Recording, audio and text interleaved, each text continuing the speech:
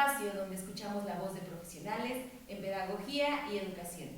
El día de hoy tenemos un invitado muy especial, el creador de una de las escuelas más revolucionarias del mundo, Summerhill School. Seguramente ya saben de quién se trata. Aquí entre nosotros tenemos a Alexander Ney. Gracias por estar aquí, sea usted bienvenido, maestro. Al contrario, muchas gracias por la invitación. Primeramente quisiéramos conocer un poco de su historia y ante todo, pues saber qué lo motivó a sumergirse en el ámbito pedagógico. Pues bien, mi padre fue docente en una escuela rural de Escocia. Entonces, a mis 14 años, motivado por mi madre, fui aprendiz de maestro en esa escuela. Y justamente ahí comencé a ver los efectos negativos de la educación tradicional. Posteriormente me dediqué al periodismo, pero después de la guerra, pues al tener pocas opciones de trabajo, me contrataron en una escuela como director en un centro educativo en Gretna y ahí reafirmé mi descontento con la educación tradicional, pues veía que estaba muy centrada en la memorización y le causaba frustración a los estudiantes. Entonces se olvidaban completamente del desarrollo emocional de los estudiantes y justamente por eso creció mi interés por crear una educación en donde el alumno pudiera crecer de manera libre y feliz. Sí, es increíble cómo estas experiencias lo llevaron a determinar ideas pedagógicas antiautoritarias que hoy conocemos actualmente, maestro. Sí, exactamente, las experiencias son muy importantes. Yo vi la necesidad de registrar todas mis experiencias en un diario que posteriormente se convertiría en una de mis primeras obras literarias, Diario de un maestro. Además de sus experiencias, maestro, ¿cuáles fueron sus principales influencias teóricas? Pues bien, primeramente el filósofo humanista Jean Rousseau, quien nos habla de la bondad innata del hombre. Yo defiendo la idea de que el niño nace bueno, pero es la sociedad quien lo corrompe. Además también tenemos a los psicoanalistas Sigmund Freud y Wilhelm Reich, quienes nos hablan o ellos plantean que los males de la humanidad se deben principalmente a la represión sexual. Entonces, la liberación sexual y la búsqueda de la felicidad pues son la mejor política revolucionaria. Y no podemos olvidar también a Homer Lane, que él fue el que me enseñó pues a tener esa confianza en los alumnos, de manera que ellos crezcan pues como ellos quieren desarrollarse. También él defiende la idea de que la parte emocional es mucho más importante que lo intelectual y nos habla también del gran papel que tiene la calidad humana y personal, el amor también para la relación educativa. Muy bien, maestro, tomando en cuenta este cúmulo de ideas que lo llevaron a crear su propia escuela con su propio sistema educativo y poniendo en práctica la pedagogía antiautoritaria de Summerhill School, ¿nos podría platicar cómo funciona un poco el sistema de su escuela, por favor? Bien, pues en Summerhill se vive la pedagogía antiautoritaria porque se reconoce al niño como un ser de bondad, capaz de amar la vida e interesarse por ella, pero a su propio ritmo y a su manera también, también a su propia decisión. Entonces, todo esto pues para que él pueda hallar la felicidad.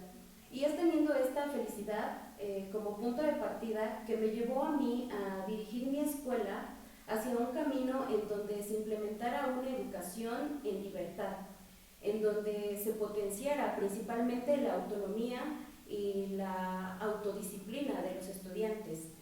De hecho, Summerhill School es una escuela que básicamente es un internado, porque los niños viven ahí, permanecen ahí y sus padres los visitan esporádicamente. Es decir, toda esta parte de sobreprotección y la racionalidad de los padres no afecta el desarrollo de la autonomía de los estudiantes. Al contrario, ellos tienen el poder de tomar sus propias decisiones.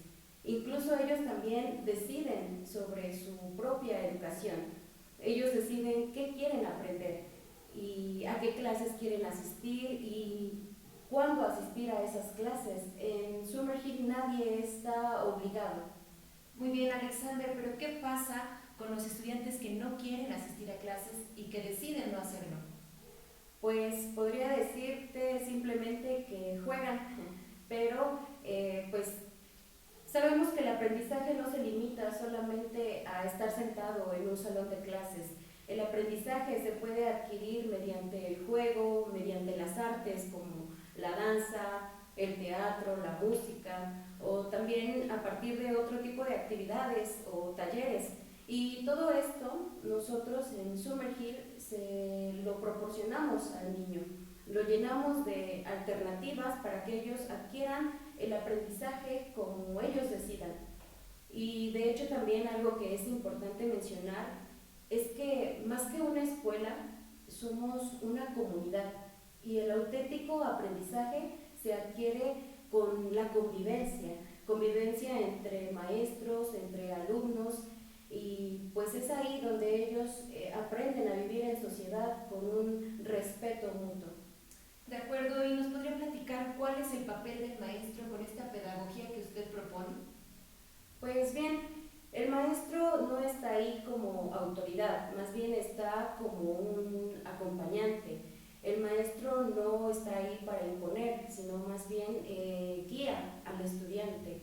En Summerhill todos tienen los mismos derechos y tienen el mismo valor. Tanto adultos como niños son vistos de la misma manera y tienen voz y voto. De hecho, deja de platicarte que precisamente en Summerhill hacemos una asamblea en la cual un maestro o alumno es el moderador y ahí se plantean pues todas las necesidades de la escuela o lo que se vive al día. También si hay alguna confrontación entre estudiantes, alguna problemática de nuestra escuela, pues es ahí donde se pone todo sobre la mesa y donde tanto niños como adultos opinan, dan puntos de vista y proponen soluciones. Entonces todos votan por cuál es la mejor solución o cómo podemos mejorar. Y de ahí precisamente nace también que nosotros somos una escuela democrática, porque todo se comparte en asamblea. Claro. Me resulta muy interesante, Alexander. Muchos critican la pedagogía antiautoritaria, puesto que les resulta demasiado permisiva. ¿Usted qué opina de esto, maestro? Sí, pues eso sucede porque se malinterpreta. No se trata de permisividad, se trata más bien de respeto y libertad. La libertad va acompañada de responsabilidad y no es la ausencia de normas. No hay que confundir la libertad con el libertinaje. Eso es importante, porque se trata de inculcarle el respeto mutuo a los alumnos. Se trata de hacer que el niño sea libre por naturaleza, pero también reconozca a sus pares y les tenga precisamente pues ese respeto, ¿no? Es importante que los niños no se llenen de un control excesivo, sino más bien que se les tenga confianza. Y por consiguiente también, pues este es uno de los principales desafíos para implementar la pedagogía antiautoritaria. El principal desafío es que hay personas que todavía creen que sin una disciplina rígida no hay aprendizaje, cuando pues claramente no es así y lo demuestran los resultados. Muy bien, ¿nos podría platicar cómo se puede aplicar esta pedagogía antiautoritaria en las clases y las escuelas públicas actuales, por favor? Si yo pudiera hablarles a las escuelas actuales, no les diría que copien exactamente lo que hicimos o lo que hacemos en Summerhill, porque cada escuela es diferente, cada escuela tiene una realidad diferente y pues no es necesario que se copie tal cual. La aplicación de las pedagogías antiautoritarias comienza desde un cambio de actitud del docente hacia el alumno. Entonces, esto se puede lograr con pequeños cambios y pequeñas actitudes. Primeramente, dejar de gobernar mediante el miedo. Hay muchos docentes que hoy en día siguen aplicando castigos, siguen aplicando pues amenazas o premios, que básicamente es lo mismo. Eso no hace que los alumnos sean libres, eso hace que los alumnos simplemente sean obedientes. Entonces, los docentes deben empezar desde tenerle un respeto genuino a los estudiantes. Deben procurar nunca humillarlo, nunca exhibirlo, antes bien pues tratarle con ese respeto y reconocerlo como parte importante de él. Muy bien.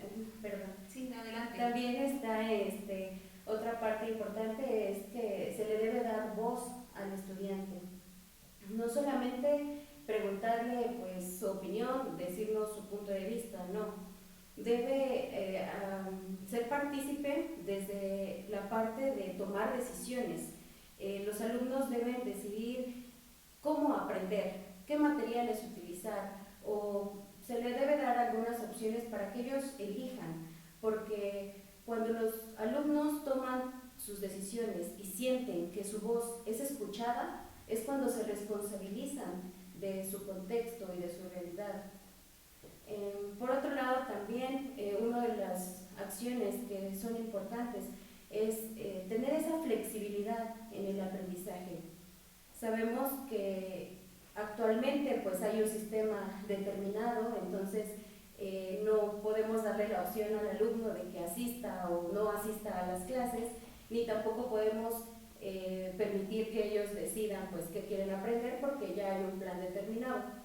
Pero sí podemos darle la opción de que él elija cómo aprenderlo, mediante qué actividades, trabajar desde el interés del alumno, porque el interés es el motor que realmente potencia el aprendizaje. Y finalmente también pues es importante que se deje de imponer reglas a los estudiantes, porque cuando las reglas son impuestas, el alumno difícilmente las va a llevar a cabo. El alumno necesita él mismo proponer sus propias reglas, saber qué consecuencias tienen los actos y vivir en el respeto. Yo sé que es una difícil tarea, se ve como imposible, pero los maestros debemos preguntarnos más cómo hacer que los alumnos sean libres, pero también respeten a los demás, antes que preguntarse cómo voy a controlar a mi grupo.